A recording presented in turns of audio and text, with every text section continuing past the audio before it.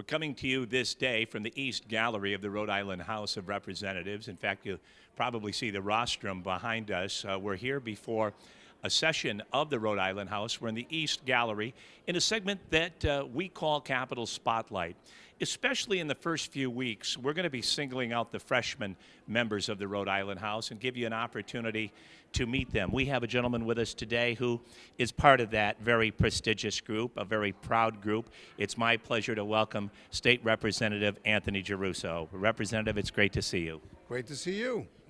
Thanks for having me. And congratulations on your victory. The swearing-in ceremony had to be very exciting for you and your family. It was. It was really exciting, and it was a homecoming of sorts because I grew up a stone's throw away from here. I grew up in Smith Hill, and when I was a kid, I worked. I was a newspaper boy for the Providence Journal, and I actually delivered in the State House. Oh, that is absolutely terrific, and it's a great lead into my next question, Representative, because one of the things that we like in doing these segments, especially so early in the session, and since you are new, is give people an opportunity to get to know you a little bit.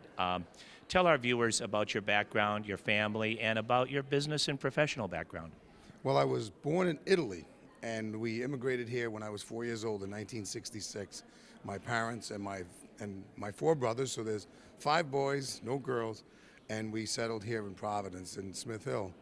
And we worked hard. My parents always had hard working family values, and if you don't have the money, don't buy it, and that kind of stuff. So when we were old enough, we started our own business, and that business has been going on now for 27 years. And we started it from the ground up, from a small hole in the wall in Olneyville, and then we worked our way up through a couple moves, and now we're in Johnston, and we employ over 100 people. Well, tell us about that business. It's a jewelry manufacturing business.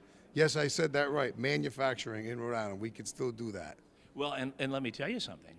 Rhode Island at one time was the mecca of jewelry manufacturing, especially in the costume area. The rich history in jewelry here is fantastic. Not only that, but a rich Italian history here in Rhode Island.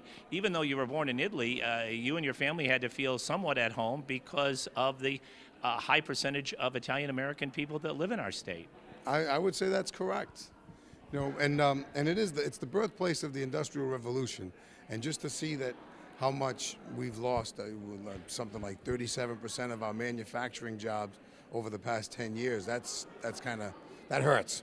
Well, I come from the city that was the birthplace of General Motors, and when I first moved here, I moved to Pawtucket and still make my home there, and I picked it because that's where Samuel Slater got his start.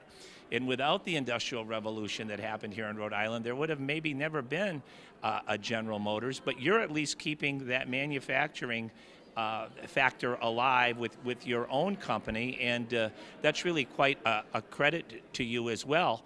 But as you get down to political business in 2013, you must have set some priorities for yourself, or some goals, or maybe some special projects that you would like to work on, or issues that are important to you. Tell our viewers about some of the things you'd like to work on, and maybe some of the things where you could affect change. Well, really, the key things are to keep the education system going for public schools. Keep going. I know it's trending in the right direction. I want to make sure that it keeps going that way.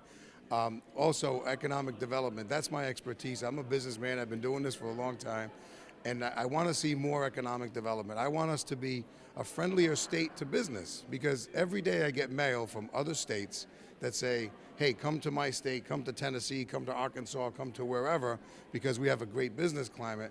And I always wondered, how can Rhode Island be doing that as it is right now?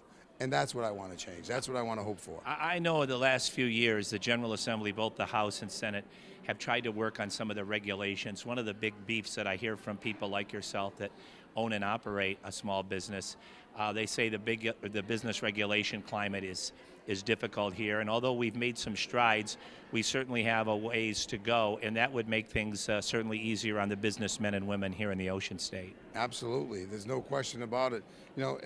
As much as we want to lure in more business, let's not forget the businesses that are already here.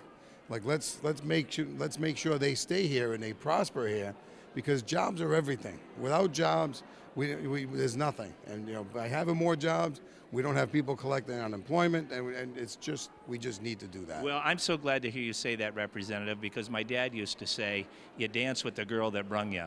And I think that you have to take care of the people that have been loyal to the state and businessmen and women who have been hiring people here for a long time. And you can't take your, sure, it's great attracting new business, but let's take care of the folks that have been here for the long haul.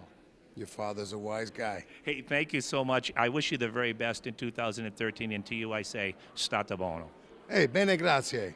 And thanks so much for tuning in. My name is Dave Barber. You've been watching Capitol Spotlight.